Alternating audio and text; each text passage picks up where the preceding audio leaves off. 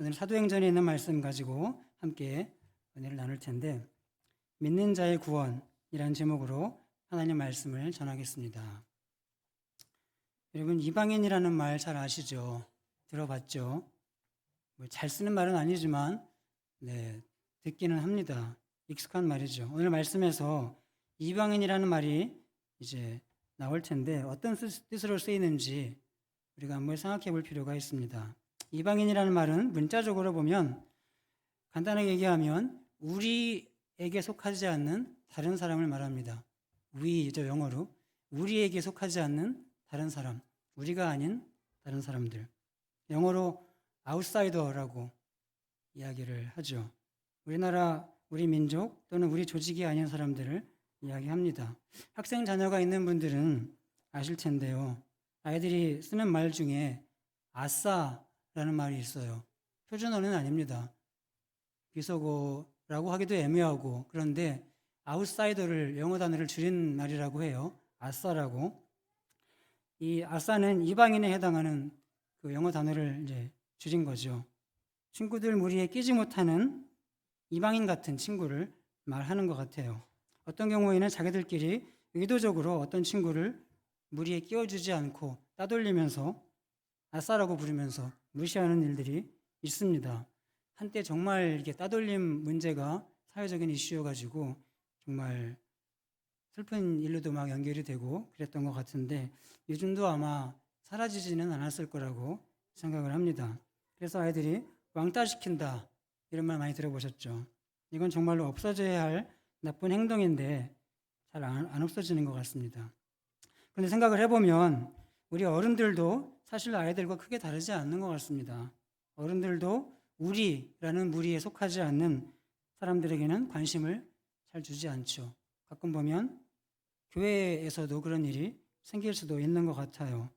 역시 누군가를 또 의도적으로 멀리하기도 하고 그런 것 같습니다. 우리 자신들을 돌아보고 우리 교회의 식구들은 이러지 않았으면 좋겠습니다. 오늘 말씀에도 이방인이 이제 나오게 되는데, 그리고 이들을 우리에 속하지 않는다고 차별하는 사람들이 있습니다. 성경에 있는 이 우리는 누구를 말할까 보면 유대인이에요. 하나님이 유대인을 당신의 백성으로 선택하셨죠. 그래서 하나님의 택한 백성이라는 엄청난 자부심을 가지고 있습니다. 이걸 선민사상이다 이렇게 이야기를 하죠. 선택받은 민족인 그 자부심이 너무 커서 사상이 되어버렸습니다. 이 자부심은 우리 상상 이상이에요. 이 유대인 입장에서 보면 자신들을 제외한 다른 민족들은 모두 다 선택받지 못한 부정한 이방인들인 거예요. 그래서 이방인인 그들과 만나서 대화하는 것조차 자신들이 부정해진다고, 더러워진다고 이렇게 생각을 했습니다. 이런 생각으로 구원자 메시아의 구원의 복음도 당연히 선택받은 백성인 우리, 아까 이방인을 만드는 기준이 우리라고 그랬죠. 우리만을 위한 것이라고 생각을 한 겁니다.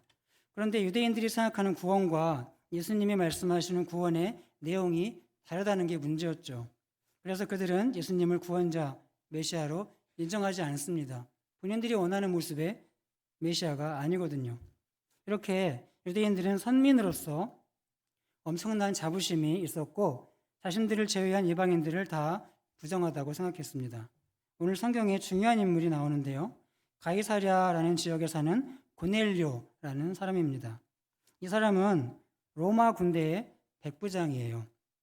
백부장은 부하가 몇 명일까요? 100명쯤 되는 군인을 거느리는 지휘관을 말하는 거예요.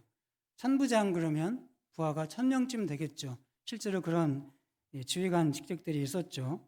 그런데 사도행전 10장 2절 앞쪽에 있는 2절에 보면 고넬료에 대한 소개가 나옵니다. 우리 사도행전 10장 2절을 함께 읽겠습니다. 시작. 그가 경건하여 온 집안과 더불어 하나님을 경외하며 백성을 많이 구제하고 하나님께 항상 기도하더니 아멘. 고넬료는 한마디로 얘기하면 경건한 사람이었습니다. 하나님을 열심히 섬기는 사람이었다는 거죠. 자기 혼자만이 아니라 보니까 고넬료의 온 집안이 함께 하나님을 경외했다 이렇게 말합니다. 그리고 많은 사람을 도와주었고 또 하나님께 항상 기도하는 사람이었습니다. 정말 멋진 사람이죠. 그런데 문제가 있습니다. 뭐가 문제일까요? 고넬료의 신분이 로마 군인이라고 그랬죠. 로마 군대 백부장이에요. 그럼 이 사람은 유대인일까요? 이방인일까요? 이방인입니다. 고넬료는 이방인이에요. 당시 복음을 전하던 사람들은 유대인이었고 당연히 선택받은 민족인 유대인에게만 복음을 전했어요. 유대인들이 그들만의 경계를 딱 그어놓고 우리가 볼 때는 이거 차별 아니냐 이렇게 생각하겠지만 그들에게는 너무나 당연한 거예요. 왜냐하면 하나님이 우리를 선택하셨으니까 우리에게만 복음이 적용된다 그렇게 생각한 거죠. 너무나 상식적인 일이었을 거예요. 그들이 생각하기에는 하나님이 이방인을 구원하실 리가 없죠. 선택하는 백성이 아니니까요. 그런데 엄청난 일이 일어나죠. 하나님이 이방인인 고넬료에게 천사를 보냅니다. 그래서 하나님의 뜻을 전하십니다. 3절, 4절, 5절 말씀을 제가 읽어드리겠습니다. 하루는 제9시쯤 되어 환상 중에 밝히 봄에 하나님의 사자가 들어와 이르되 고넬료야 하니 고넬료가 주목하여 보고 두려워 이르되 주여 무슨 일이니이까 천사가 이르되 내 기도와 구제가 하나님 앞에 상달되어 기억하신 바 되었으니 내가 지금 사람들을 요바에 보내어 베드로라 하는 시몬을 청하라. 아멘. 제9시는 몇 시일까요? 들어보신 적이 있을 텐데 이 시침을 반대로 보면 나오는 시간이 우리가 생각하는 시간이 되죠. 제9시라고 하면 실제로는 오후 3시가 됩니다. 유대인들은 하루 3번 정해진 시간에 꼭 기도를 했다고 해요. 3시, 6시, 9시. 그러니까 9시, 12시, 3시. 그렇게 기도를 한 거죠. 고넬료가 하나님께 항상 기도하는 사람이었다. 이렇게 했죠. 제9시쯤에 환상을 봤다. 그랬습니다. 그러니까 아마도 고넬료도 규칙적으로 기도하는 사람이었을 것이다. 우리가 생각해 볼 수가 있죠. 기도 중에 하나님이 주시는 환상을 본 거예요. 이렇게 하나님은 언제나 기도하는 사람에게 역사하신다는 것을 기억하면 좋겠습니다. 항상 기도 중에 하나님의 역사를 체험하게 됩니다. 그리고 말씀하죠. 내 기도와 구제가 하나님 앞에 상달되어 기억하신 바가 되었으니 이렇게 말합니다. 무엇과 무엇이 하나님 앞에 올라간다고요? 기도와 구제. 그렇죠. 여러분이 하나님께 기도하고 또 사람들을 진심으로 도우면 그것 자체로도 좋은 일이지만 동시에 그 일들이 하나님 앞에 올려진다는 사실을 기억하시기 바랍니다. 기회가 있는 대로 힘써 기도하고 또 기회가 있는 대로 힘써 구제해서 여러분의 기도와 구제의 삶이 하나님 앞에 상달되기를 축복합니다. 계속해서 천사가 말합니다. 내가 지금 사람들을 요바에 보내어 베드로라 하는 시몬을 청하라. 요바에 있는 베드로를 모셔오라 그렇게 말합니다. 그래서 고넬료는 요바로 사람을 보내죠. 근데 여기서 또 한 가지 눈에 띄는 것이 있습니다. 7절에 보면 요바로 누구를 보내나요? 마침 말하던 천사가 떠남에 고넬료가 집안 하인들과 부하 가운데 경건한 사람 하나를 불러 이렇게 말하죠. 집안 하인 둘과 부하 가운데 경건한 사람 하나를 불러 요바로 보냅니다. 고넬료는 이방인이라고 했죠. 그런데 하나님을 경건하게 섬기는 사람이었고 또 거기서 끝나는 것이 아니라 자신뿐 아니라 온 집안이 하나님을 섬겼습니다. 이게 우리가 그냥 읽는 이야기지만 사실은 놀라운 이야기죠. 그런데 여기 보니까 고넬료의 부하 중에도 또 경건한 사람이 있다고 나오죠. 뭐가 느껴지나요? 우리 삶을 한번 생각해 봤으면 좋겠습니다. 먼저 나 자신이 하나님 앞에 경건하고 그리고 내 집안 식구들 또 나와 연결되어 있는 사람들까지 하나님을 섬기게 하는 그런 역할을 우리가 하고 있는지 아니면 혹시 나 자신과의 싸움만도 벅차서 힘들어 하는지 한번 생각해 봐야 하겠습니다. 고넬료라고 하는 경건한 지휘관을 보면서 생각나는 분이 한 분 있었어요. 제가 전에 공군부대 교회에서 사역한 적이 있습니다. 몇 년간. 그때 아동부 교사로 섬기던 조종사, 파일럿 집사님이 한 분 계셨는데요. 사실 같은 공군이라도 공군 내에서도 신분이 있긴 있습니다. 빨간 마우라를 한 조종사를 공군의 꽃이라고 해요. 그래서 조금 신분이 다릅니다. 조종사분들을 만나보면 항상 자신감과 당당한 모습을 보게 돼요.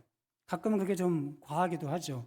근데 이 제가 말씀드리는 조종사 집사님을 보면 전혀 그런 티가 나지 않았습니다. 늘 웃는 얼굴로 열심히 아동부 교사로 섬기시는 분이었죠. 정말 오랫동안 연락 없이 지냈는데 얼마 전에 집사님한테서 연락이 왔어요. 카톡으로. 지금은 다른 부대 전속을 가셔서 비행대대 지휘관이 되어 계셨습니다. 너무 반가워가지고 그렇게 안부를 물으면서 이렇게 대화를 했죠. 그러다가 왜 전화하셨는가 보니까 기도 부탁을 하시려고 오랜만에 안부도 부를 겸 저한테 연락을 하신 거예요. 공개를 허락받은 건 아닌데 혹시 아셔도 이해해 주실 거로 생각하고 짧은 기도 요청이었는데 제가 한번 읽어드릴게요. 오랜만에 연락드리면서 중보 기도를 부탁드려 송구합니다. 먼저 제가 하나님을 믿는 지휘관으로 부대원들의 모범이 되게 하시고, 둘째, 부대원들의 마음의 안정과 영육간 강건함을 위해 기도 부탁드립니다. 이렇게 연락이 왔어요. 오랜만에 연락에 또 기도 요청글을 보고 제가 마음이 너무 감사하고 따뜻해졌습니다. 지금 있는 자리가 크든지 작든지 우리 그리스도인들이 자기가 있는 자리에서 이런 기도를 드리면서 이런 삶을 위해 애쓴다면 그 힘이 얼마나 클까 그런 생각을 해보았습니다. 여러분의 삶이 고넬료처럼 빛나는 삶이 되기를 예수님의 이름으로 축복합니다. 지금까지 고넬료에게 일어난 일이었습니다. 그런데 베드로에게도 하나님이 찾아오셨죠. 또 역시 환상을 보여주십니다. 9절에 보면 언제 일어난 일이죠? 시간이 나오는데 제6시죠. 그러니까 낮 12시. 역시 하루 3번 중 기도하는 시간이죠. 베드로가 어떤 환상을 봤냐 하면 하늘이 열리고 네 모서리를 묶어서 만든 큰 보자기 같은 그릇이 이렇게 쭉 내려옵니다. 12절에 그 안에 어떤 것들이 있었는지 내용물이 나오죠. 함께 12절을 한번 읽어보겠습니다. 시작. 그 안에는 땅에 있는 각종 네 발 가진 짐승과 기는 것과 공중에 나는 것들이 있더라. 아멘. 그리고 음성이 들립니다. 베드로야, 일어나서 잡아 먹으라. 베드로가 깜짝 놀라서 대답합니다. 속되고 깨끗하지 않은 것들을 저는 한 번도 먹은 적이 없습니다. 속되고 깨끗하지 않은 음식은 유대인의 율법에 정해놓은 부정한 음식을 말하는 거죠. 그래서 베드로는 먹을 수 없다고 안 먹겠습니다. 그렇게 얘기를 합니다. 그런데 여기서 하나님이 또 말씀하시죠. 15절을 함께 읽겠습니다. 시작. 또 두 번째 소리가 있으되 하나님께서 깨끗하게 하신 것을 내가 속되다 하지 말라 하더라. 아멘. 똑같은 대화가 3번이나 반복됩니다. 이게 엇갈리는 거죠. 지금까지 알았던 것은 속된 것은 먹으면 안 된다. 그런 생각이 뿌리 깊이 박혀 있었는데 하나님이 깨끗하게 하신 것을 내가 속되다 하지 말아라. 부딪히는 겁니다. 베드로는 그렇게 계속 안 먹다고 하다가 베드로가 계속 부인하게 되는 거죠. 그런데 이제 베드로의 생각이 이 모습을 볼 때 얼마나 굳게 단단하게 굳어 있는지를 우리가 알 수 있어요. 베드로는 이 환상이 도대체 무슨 뜻일까 고민을 하게 됩니다. 알던 것과 다르니까요. 그때 베드로를 초대하기 위해서 고넬료가 보낸 사람들이 도착합니다. 그들이 묻죠. 베드로라는 분이 여기 계십니까? 베드로는 자기가 본 환상에 대해서 고민하고 있는데 성령님이 베드로에게 말씀하십니다. 내가 그것들을 보냈으니까 의심하지 말고, 내가 그 사람들을 보냈으니까 의심하지 말고 따라가라. 그래서 일단 그 말씀을 순종하면서 그들을 따라서 고넬료가 있는 곳으로 가게 됩니다. 베드로가 가이사랴에 있는 고넬료의 집에 딱 도착을 하니까 고넬료가 친척들과 가까운 사람들을 다 모아놓고 기다리고 있다가 베드로를 보고 엎드려 절하면서 아주 반갑게 맞이합니다. 그때 베드로가 사람들에게 말하죠. 28, 29절 제가 읽겠습니다.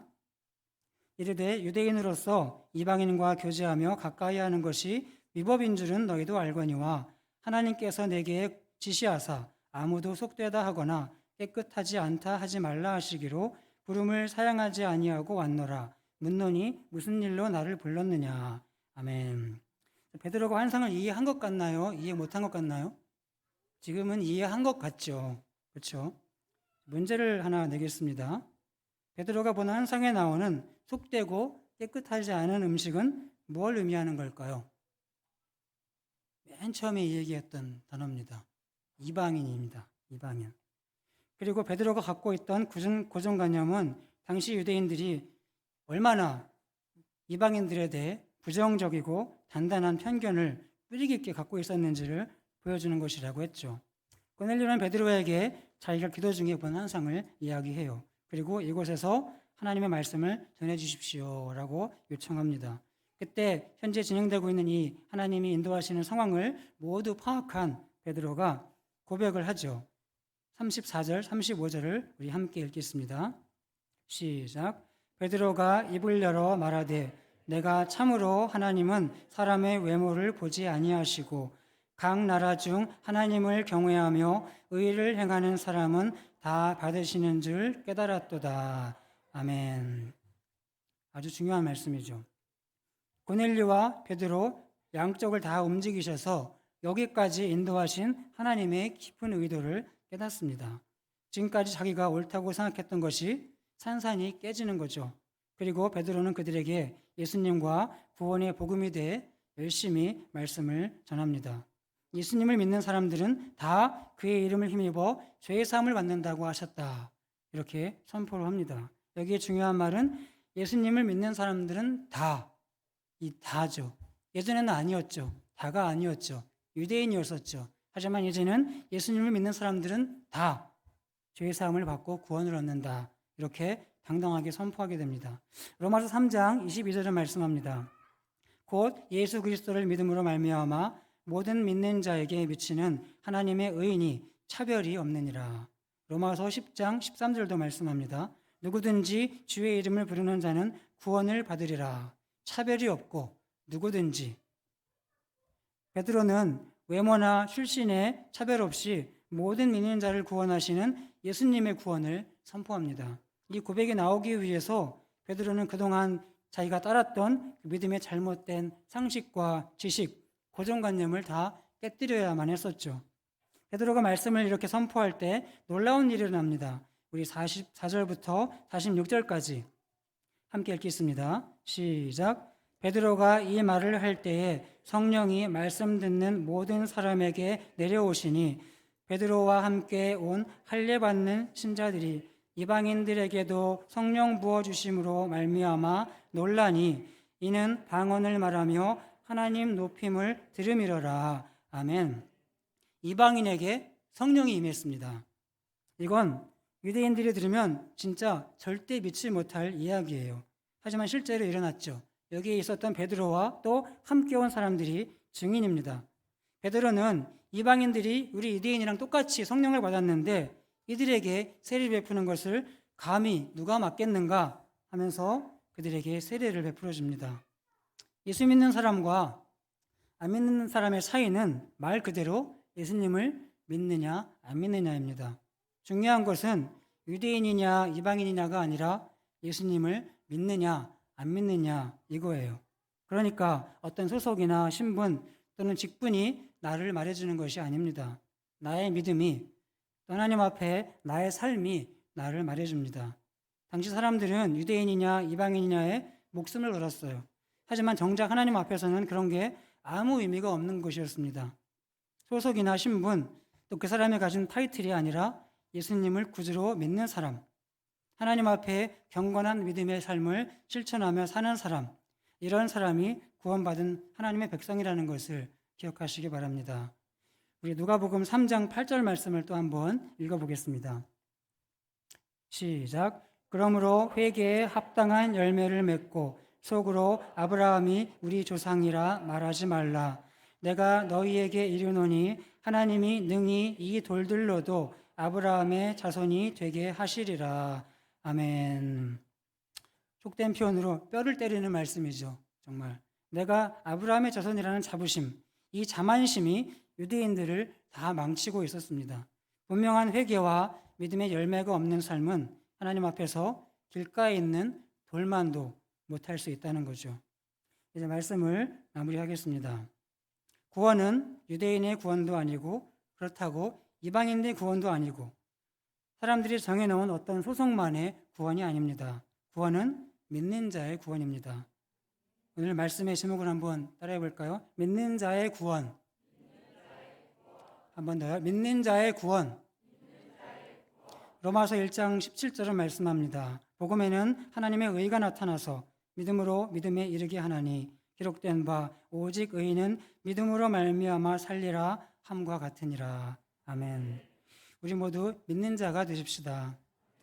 성광교회 소속된 걸로 다 되었다 이렇게 생각하는 교인에 절대 머무르지 말고 하나님 앞에 경건한 믿는 자가 되십시다. 오늘 말씀을 통해서 우리의 일상의 삶을 한번 깊이 돌아보고 구원받은 하나님 자녀라는 그 이름에 부끄럽지 않게 각자의 자리에서 빛을 발하며 사는 우리 모든 성도님들 되시기를 예수님의 이름으로 간절히 원하고 축복합니다.